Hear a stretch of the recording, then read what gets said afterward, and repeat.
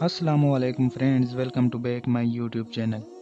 दोस्तों, आप देख रहे हैं आपका अपना YouTube channel Malik Kashif official.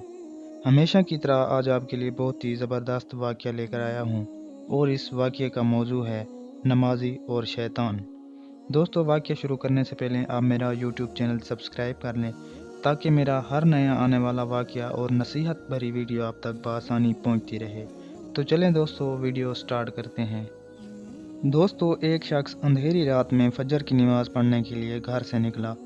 अंधेरे की वजह से उसे ठोकर लग गई और वो मुंह के बल कीचड़ में गिर गया।